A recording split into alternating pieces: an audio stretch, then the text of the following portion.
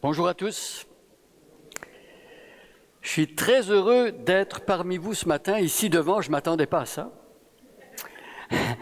Notre prédicateur invité est dans l'impossibilité d'être parmi nous, donc c'est un plaisir pour moi de prendre sa place.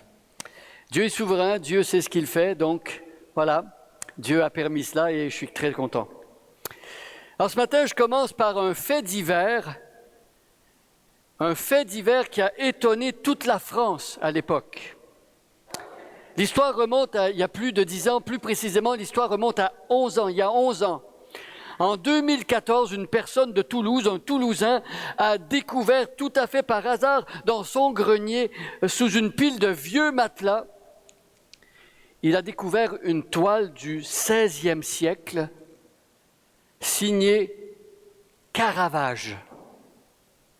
Caravage. Il faut savoir que Caravage, c'est l'un des plus grands peintres italiens de la Renaissance. Rien de moins que cela. Caravage. L'homme ne savait pas à quel point cette toile valait cher, une valeur inestimable. Mais en 2019, cette peinture qu'il avait découverte dans son grenier a été vendue pour 150 millions d'euros. 225 000 $. Wow! Dans son grenier, sous une pile de matelas. Vous imaginez, hein? Alors, cette histoire me rappelle le texte qu'on va étudier maintenant. Notre texte nous présente deux courtes paraboles de Jésus qui, en un sens, capturent l'essence même de ce que c'est que le royaume des cieux. Deux paraboles. Ce sont des paraboles jumelles, on pourrait dire. J'aimerais qu'on les lise ensemble. Elles se trouvent dans le premier évangile, l'évangile selon Matthieu au chapitre 13. Tout le chapitre d'ailleurs 13 est dédié à toutes sortes de paraboles. C'est le chapitre des paraboles de Jésus. Donc, chapitre 13 au verset 44 à 46, je vous invite à vous lever ceux qui peuvent. Pendant la lecture, je vais lire dans la version Louis II. Donc, Matthieu chapitre 13, verset 44 à 46, c'est un texte très court qui va comme ceci. Le royaume des cieux est encore semblable à un trésor caché dans un champ. L'homme qui l'a trouvé le cache, et dans sa joie, il va vendre tout ce qu'il a et achète ce champ. Verset 45. Le royaume des cieux est encore semblable à un marchand qui cherche de belles perles. Il a trouvé une perle de grand prix et il est allé vendre tout ce qu'il avait et il l'a acheté. Alors jusqu'ici, la lecture de la parole, je vous invite à prendre place et je vais prier.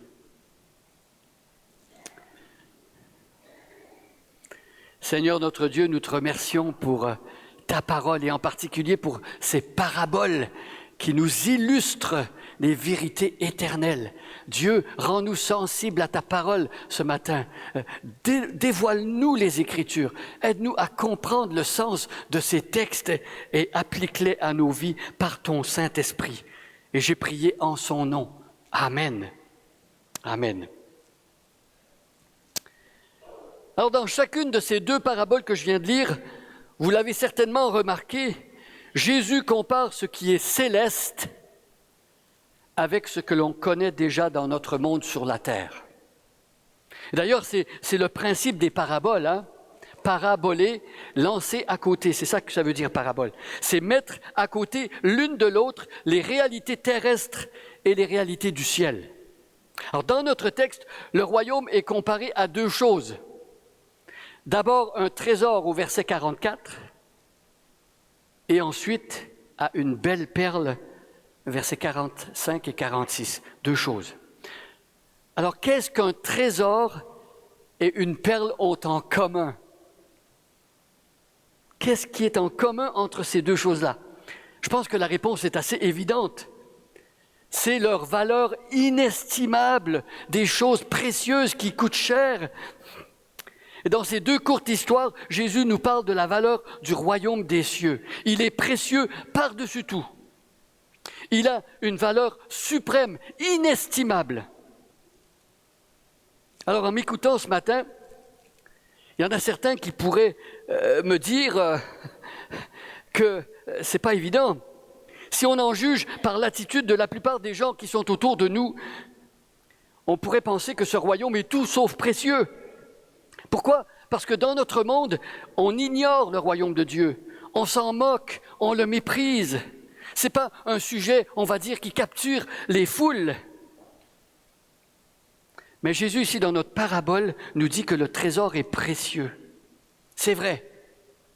Mais il y a un hic. Ce trésor-là, qui est précieux, il est enfoui. Vous avez remarqué dans le texte? Il est enfoui. On ne le voit pas forcément. On passe à côté sans le remarquer. Il est là, il n'a pas bougé, mais on l'ignore facilement. Et c'est bien ce qui se passe souvent quand on parle du message de Jésus autour de nous. Vous l'avez sans doute remarqué. On parle de Jésus autour de nous à Drummondville ou ailleurs au Québec ou ailleurs dans le monde. Et plusieurs ne voient pas sa valeur. Plusieurs ne voient pas. C'est comme enfoui. On ne se rend pas compte de son importance. On continue sa route et pourtant le trésor n'est pas loin, tout à côté, juste là. Et on le loupe. C'est ce qui est arrivé il y a quelques années en Californie. Écoutez cette histoire extraordinaire. Un homme et sa femme étaient en train de promener leur chien. Il y en a ici qui promènent leur chien de temps en temps. Un homme et sa femme étaient en train de promener leur chien quand ils ont vu le bout d'une boîte en métal dépasser du sol. La boîte était enterrée pas très loin d'un arbre. Alors ils sont curieux, ils s'approchent pour voir ce que c'était, ils creusent un peu et ils découvrent que la boîte était remplie d'or, de pièces d'or. Ils retournent un peu plus tard, bien sûr ils disent rien à personne, ils retournent un peu plus tard, se mettent à creuser dans tout le secteur et trouvent plusieurs autres boîtes semblables à la première, toutes remplies d'or. Les pièces avaient été frappées au 19e siècle. À l'époque, elles valaient 27 000 $. Aujourd'hui, elles en valent 11 millions. En promenant son chien. Wow! Allez promener vos chiens. C'est une véritable fortune qu'ils ont trouvée là. Alors, dans notre première parabole, c'est un peu ce qui se passe. Alors, il faut savoir... j'explique le contexte ici. Il faut savoir qu'à l'époque de Jésus, trouver des trésors cachés n'avait rien de si inhabituel que ça. Il faut savoir qu'à l'époque de Jésus, il n'y avait pas de banque comme aujourd'hui. Alors certaines personnes, quand elles avaient peur de perdre leur argent, peut-être à cause d'une invasion ou peut-être à cause d'une guerre, ces gens décidaient de tout enterrer dans des amphores, dans des grandes cruches. Ils enterraient ça dans le sol. Et une fois la menace passée, ces personnes revenaient prendre leur fortune. Mais il arrivait parfois que ces trésors avaient été retrouvés par quelqu'un d'autre. Pire encore, parfois le propriétaire mourait et les trésors restaient enfouis dans le sol jusqu'à ce qu'un chanceux, entre guillemets, les trouve. Voyez?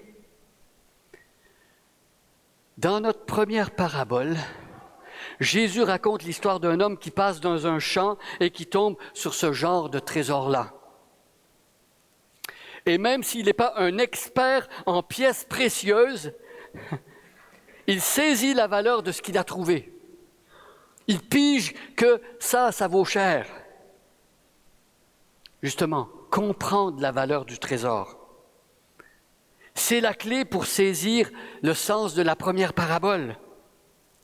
Je pense que vous allez être d'accord avec moi. Si on veut comprendre la valeur d'un trésor, il faut d'abord le voir, n'est-ce pas?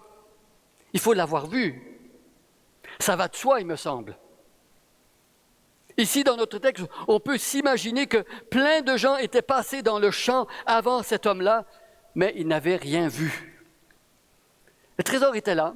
Les gens passaient régulièrement, mais la plupart n'avaient rien vu. Voyez, ils n'avaient rien vu. Alors, ce qui se passe ici, c'est qu'en réalité, Dieu est souverain. Dieu a permis que l'homme trouve ce trésor-là.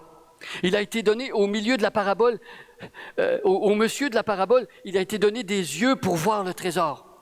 C'est Dieu qui lui a donné des yeux pour voir ce trésor-là, quand tous les autres qui passaient ne l'avaient pas vu. Alors aujourd'hui, mes amis, plein de personnes ont l'Évangile juste là, sous leurs yeux, qui leur pend au nez, mais ils regardent ailleurs. Voyez? Et même s'ils voient un petit bout de quelque chose, ils ne prennent pas la peine de creuser, ne serait-ce qu'un tout petit peu. Résultat, ils continuent leur route et sont privés du plus grand trésor qui existe et qui n'existera jamais. C'est tragique. Alors, est-ce que les deux paraboles que je viens de lire sont exactement pareilles? Elles se ressemblent beaucoup. Des paraboles jumelles, mais il y a des petites différences. En lisant la première parabole, je me suis arrêté à un détail important. Avez-vous remarqué comment l'homme trouve le trésor?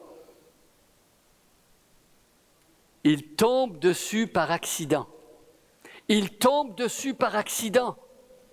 Il n'a pas planifié ça, là. Je vais aller là, puis je vais faire des recherches, je vais suivre un plan, on va trouver... Non, par accident. Est-ce qu'il a trébuché dessus? L'histoire ne le dit pas. Est-ce que le soleil qui plombait sur un bout de métal a attiré son attention? On n'en sait absolument rien. C'est un peu comme si c'était le trésor qu'il avait trouvé. C'est le trésor qui a trouvé l'homme. Ce n'est pas l'homme qui a trouvé le trésor, c'est le trésor qui l'a trouvé. De notre point de vue, on dirait que cet homme a été chanceux. Mais on sait qu'avec Dieu, il n'y a pas de chance. Une main invisible a tout dirigé. Dieu est souverain. Dieu contrôle tout. Alors pour beaucoup de ceux qui découvrent le salut encore aujourd'hui, ça se passe un peu comme dans la première parabole. Des chrétiens vous diront, et je paraphrase ici, ils diraient « Moi, je cherchais pas Dieu. Je me posais même pas de questions. J'avais l'impression que tout allait bien dans ma vie jusqu'à ce qu'un jour, un collègue de travail me parle de Jésus. Il m'a donné une Bible, il m'a invité à son église, j'ai entendu l'Évangile. C'est comme si des écailles étaient tombées de mes yeux. J'ai commencé à voir la valeur du sacrifice de Jésus à la croix. J'ai commencé à comprendre son amour pour moi et je lui ai donné toute ma vie. » Hein? Des gens qui ne cherchent pas, et Dieu les trouve. Comme le trésor qui a trouvé l'homme. Dieu nous trouve. Mais tout le monde ne se convertit pas de cette manière-là, par accident, sans avoir cherché. Il y a des personnes qui cherchent pendant des années. Comme par exemple, je donne l'exemple de ce journaliste du Chicago Tribune, Lee Strobel. C'était un athée notoire qui est devenu apologète chrétien. Alors, Lee Strobel, après la conversion de sa femme, il a fait une grande enquête parce qu'il voulait contredire sa femme. Il voulait lui prouver qu'elle avait tort. Il a fait une grande enquête. Il s'est donné du mal à questionner des philosophes, des scientifiques. Et c'est suite à une longue recherche qu'il a finalement trouvé. Son témoignage est raconté dans le film Jésus l'enquête. Est-ce qu'il y en a qui ont déjà vu le film Jésus l'enquête? Ceux qui ne l'ont pas vu, je vous encourage à le regarder. Il a trouvé le Seigneur après de longues recherches. Alors des gens comme Strobel, il y en a plus qu'on pense. Ces chercheurs, on les imagine comme le marchand de notre deuxième parabole. Cet homme-là, c'est un spécialiste des perles. Il mettait tous ses efforts à observer des perles. Il comparait les perles. Il évaluait les perles. Et je connais personnellement des amis à moi qui ont cherché dans l'occultisme, dans les religions orientales, l'ésotérisme, avant de trouver Jésus. Il y a des gens autour de nous qui cherchent depuis longtemps. Vous en connaissez peut-être. Ils passent d'une religion à l'autre. Ils ont comparé le bouddhisme à l'hindouisme, le judaïsme à la foi musulmane, la foi mormone à celle des témoins de Jéhovah. Et c'est comme s'ils avaient placé toutes leurs perles l'une à côté de l'autre sur un étal pour les comparer. Et un jour, ils voient quelque chose de totalement différent. Ils voient Jésus. Ils savent tout de suite qu'ils ont affaire à quelque chose de rare. Alors qu'est-ce qu'ils font? Ils renoncent à tout ce qu'ils ont connu auparavant. Ils ont la perle rare devant les yeux. leur choix est fait. Rien ne pourra les empêcher d'avoir cette perle. Ils connaissent la valeur des autres perles, mais celle-là n'a absolument rien à voir avec les autres. Et ils choisissent la perle de grand prix. C'est ce qui arrive quand on découvre le royaume des cieux. Le royaume des cieux ne ressemble absolument à rien de ce que les hommes peuvent imaginer. Alors j'ai trouvé sur Internet un texte qui explique bien la différence, à mon sens, entre la religion et l'Évangile. Permettez-moi de vous lire le court paragraphe d'un article qui a été écrit par un certain pasteur Seedmans. Ça va comme ceci. Il y a plusieurs religions, mais un seul évangile. Il y a une énorme différence entre religion et évangile. La religion est œuvre d'homme, l'évangile est don de Dieu. La religion, c'est ce que l'homme fait pour Dieu, l'évangile, c'est ce que Dieu a fait pour l'homme. La religion, c'est l'homme en quête de Dieu, l'évangile, c'est Dieu cherchant l'homme. La religion consiste pour l'homme à grimper l'échelle de sa propre justice avec l'espoir de rencontrer Dieu au dernier barreau. Mais l'évangile consiste en ceci. Dieu descend l'échelle par l'incarnation de Jésus-Christ pour nous rencontrer, nous les pécheurs, au barreau le plus bas. La religion est bonne volonté, l'évangile est bonne nouvelle. La religion est bon conseil, l'évangile est glorieuse proclamation. La religion prend l'homme et le laisse tel qu'il est, l'évangile prend l'homme tel qu'il est, mais pour en faire ce qu'il doit être. La religion réforme extérieure, l'évangile transforme l'intérieur. La religion blanchit la surface, l'évangile blanchit à fond. Parfois, la religion n'est que comédie, l'évangile, lui, est la vie.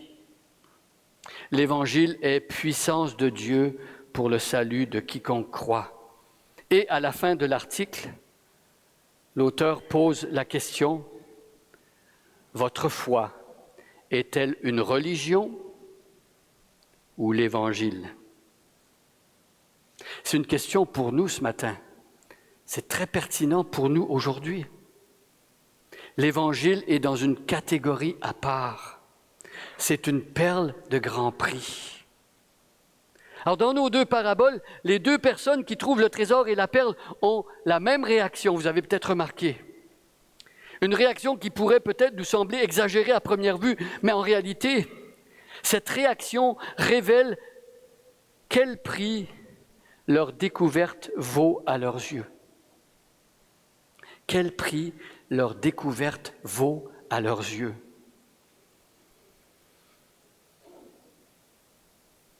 Qu'est-ce que le promeneur et le marchand font quand ils découvrent leur trésor? Ils vendent tout, sans hésitation. Tout ce qu'ils estimaient précieux auparavant a perdu de son lustre comparé à ce qu'ils ont trouvé. Alors, dans la première parabole, Jésus va même encore plus loin. Il ajoute que l'homme se départit de sa fortune avec joie. Avec joie. Il ne se fait pas prier. Il ne traîne pas les pieds. Il n'y va pas à contre-cœur. Il est rempli d'enthousiasme, avec joie. Alors la découverte du trésor et de la perle a complètement chamboulé les priorités du promeneur et du marchand. Des priorités complètement nouvelles. Pourquoi? Parce que ce trésor et cette perle les comblent finalement. Ils sont comblés. Leur bonheur est total. Voyez? Alors, en réfléchissant à ces deux paraboles, il m'est venu à l'idée, moi, que nous, les chrétiens, on prend parfois les choses à l'envers. Je vais expliquer. On met parfois la charrue avant les bœufs. On réfléchit parfois au royaume de Dieu en pensant d'abord à ce qu'on va perdre. On commence notre réflexion ou notre message qu'on donne aux autres par « il s'en va vendre tout ce qu'il possède ». Avez-vous remarqué ce que Jésus fait dans nos deux paraboles? Jésus ne commence pas son histoire par ce qu'il en coûte, même si c'est très important. Il ne commence pas là. Il commence par quoi? Il commence par la découverte. Il arrive que les gens autour de nous ne voient l'Évangile que comme un sacrifice. Pourquoi? Parce qu'on a mis les projecteurs sur ce qu'ils doivent faire, eux. C'est vrai qu'il y a un prix à payer pour suivre Jésus, mais il n'y a pas que ça. La tragédie, mes amis, c'est que beaucoup de personnes abandonnent leur recherche avant d'avoir vu le trésor. On ne leur a pas montré le trésor. On ne leur a pas montré le royaume des cieux. Mais voyez ici, l'approche de Jésus est complètement différente. Ce qui nous est d'abord présenté dans les deux paraboles, c'est le trésor et la perle. Le renoncement vient après avoir vu Jésus. C'est comme si c'était évident, c'est comme si ça coulait de source. Mes amis, c'est absolument capital, crucial de voir Jésus d'abord. C'est vrai pour la conversion. On se convertit quand on voit Jésus. Mais c'est vrai aussi pour la marche quotidienne avec Jésus après la conversion. Si on passe son temps à dire aux chrétiens qui luttent avec le péché, tu dois arrêter de fumer, il faut cesser de mentir, renonce à l'alcool, sans jamais leur montrer le trésor, ils ne seront pas capables de délaisser ce qui les empêche de suivre Jésus. Ils ne pourront pas. Il faut d'abord et toujours voir Jésus. Alors question, qu'est-ce qu'on fait pour voir Jésus? On a besoin de l'Esprit Saint. On a besoin que le Saint-Esprit, la troisième personne de la Trinité, nous touche. On a besoin qu'il nous révèle la valeur inestimable du Christ. C'est Dieu qui fait cela. Et on peut prier pour cela. Alors prenons l'exemple d'un petit garçon de 9 ans qui va avec son père au magasin de jouets. Hein? Les parents aiment bien amener leurs enfants au magasin de jouets. Toto regarde les rayons du magasin. Il voit d'abord un livre à colorier. Sympa. Il le veut. Hein? Les enfants, tout ce qu'ils voient, ils le veulent. Hein? Il le veut. Papa, achète-le-moi. Le papa répond, d'accord. Quand on va repasser dans cette allée-là, tu vas pouvoir le prendre. Mais, arrivé dans une autre allée, Toto voit un petit robot électronique. Il le veut aussi. Il y a un copain qui a le même robot, il le veut, il le veut. Ah, son père lui dit, Toto, je ne peux pas t'acheter et le livre à colorier et le robot, il faut que tu choisisses. Alors, est-ce que vous êtes surpris? Toto abandonne l'option livre à colorier parce qu'il a trouvé le robot. Il abandonne le livre à colorier, il a trouvé le robot. Mes amis, c'est exactement ce qui se passe dans le domaine spirituel. On n'abandonne jamais quelque chose de bien pour prendre ce qui est moins bien. Dans nos vies personnelles, j'ai la conviction que toutes ces mauvaises habitudes auxquelles on tient tant, si on les garde, c'est quelque part parce qu'on ne voit pas encore très bien que Jésus est supérieur. Voir la valeur de Jésus en premier pour être sauvé, continuer à le voir précieux pour grandir dans sa foi, pour avancer dans la sanctification, contempler le Christ et comprendre qu'il est meilleur.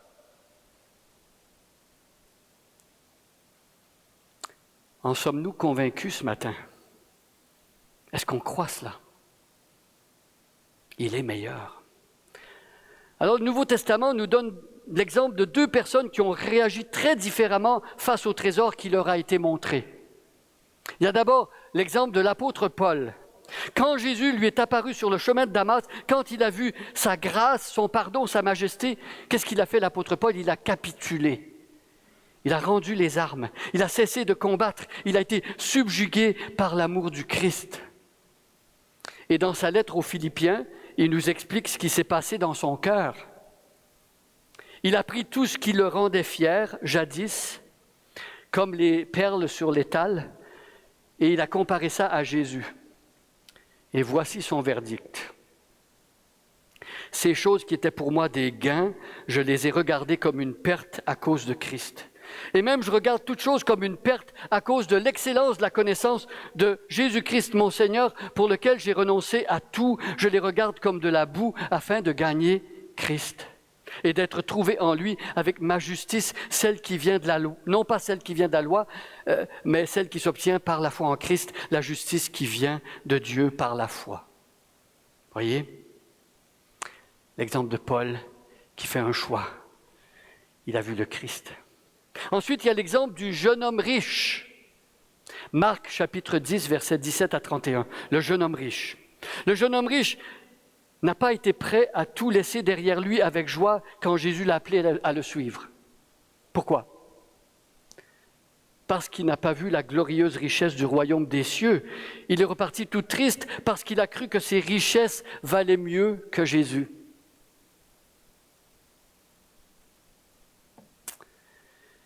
Je dirais qu'aujourd'hui, le trésor a absolument le même effet parmi les gens autour de nous.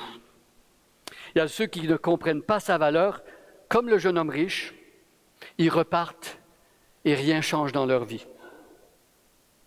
Il y en a d'autres qui saisissent, comme l'apôtre Paul, la valeur de Jésus. Il y a quelques années, j'ai regardé un film qui s'appelle American Gospel. Est-ce que quelqu'un ici a déjà vu le film American Gospel? Je vous encourage à le regarder. American Gospel, vous allez le trouver sur Internet, c'est vraiment intéressant. En regardant ce film-là, il y a quelques années, j'ai trouvé 2 témoignages qui m'ont beaucoup touché. Il y a d'abord l'histoire de Sean de Mars. Sean de Mars. Une histoire fascinante. Comment expliquer que Sean de Mars, un jeune homme qui croyait au rêve américain à fond, comment comprendre que cet homme qui avait un bel emploi, une belle carrière devant lui, comment expliquer qu'il ait décidé un jour de vendre tout ce qu'il possède, de partir en mission pour annoncer l'Évangile dans un village amazonien dans le fin fond du Pérou? Comment expliquer cela? Sean a trouvé le trésor. Il a compris sa valeur. Alors comment expliquer que Costi Hinn, c'est le neveu de Benny Hinn, le fameux prédicateur de l'évangile de la prospérité, un homme qui avait vécu avec son oncle dans des palaces, un homme qui s'était payé les plus grands hôtels du monde, les meilleurs restaurants. Comment comprendre qu'il a décidé un jour de laisser la richesse, les jets privés, une vie abondante matériellement pour devenir un pasteur? Comment expliquer cela? Il a compris la valeur du trésor. Il a compris. Alors demandons-nous ce matin s'il y a dans nos vies des choses qui nous empêchent de choisir Jésus. Demandons-nous s'il y a des personnes, s'il y a des possessions matérielles qui nous semblent plus précieuses que le royaume des cieux. Une question importante.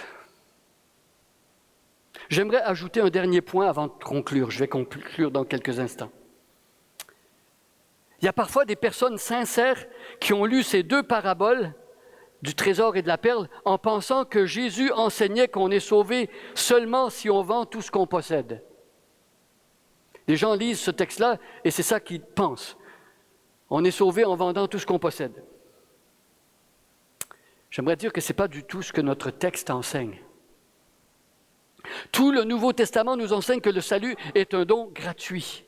Le salut est par grâce, par la foi seule, pas par les œuvres. Éphésiens 2, 8 et 9. C'est par la grâce que vous êtes sauvés, par le moyen de la foi. Cela ne vient pas de vous, c'est un don de Dieu. Ce n'est pas par les œuvres afin que personne ne se glorifie. Non, les 2 paraboles de ce matin ne nous disent pas que c'est en vendant tout ce qu'on a qu'on devient chrétien. Mais Matthieu 13, 44 à 46 nous montre plutôt l'impact, l'effet que la découverte de Jésus produit dans la vie d'un disciple. Quand on découvre Jésus, la perle et le trésor dans notre vie, ça a un effet dans notre vie. Quand on a trouvé Jésus, tout ce qui était précieux pour nous auparavant devient peu à peu secondaire. Il y a des choses qui pâlissent dans la présence de Jésus. Les choses qui pâlissent. Alors j'aimerais conclure en vous invitant à considérer un dernier témoignage, celui du missionnaire américain Jim Elliot. Quelqu'un a déjà entendu parler de Jim Elliot? quelle histoire! Écoutez les paroles qu'il a prononcées juste avant qu'il soit massacré par la tribu indienne des Oka en Amérique du Sud. Écoutez ce qu'il a dit. Eliot n'avait que 28 ans quand il est mort.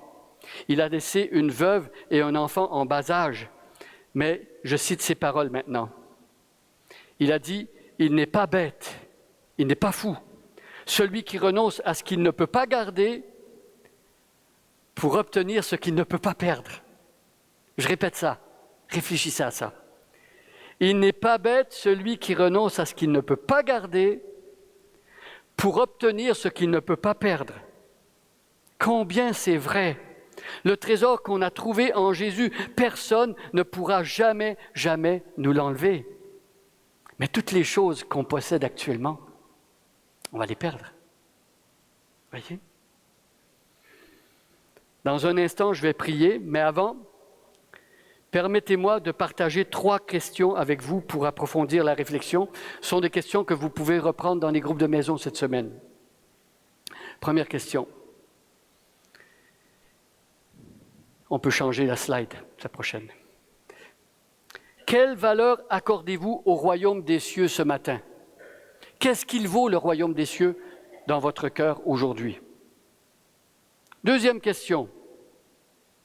Est-ce que quelqu'un pourrait deviner l'importance du royaume des cieux dans votre vie seulement en examinant les choix que vous faites au quotidien? Je répète, est-ce que quelqu'un pourrait deviner l'importance du royaume des cieux dans votre vie s'il examine les choix que vous faites au jour le jour? Est-ce que ça pourrait se voir? Troisième question. Est-ce qu'en examinant votre vie, on pourrait savoir que le royaume des cieux est votre priorité? Les gens vous regardent vivre là, et puis ils vont deviner si le royaume de Dieu est votre priorité. Je nous laisse quelques instants, tête courbée, à demander à Dieu de nous sonder par rapport à ces 3 questions-là. Prions silencieusement et ensuite je vais terminer.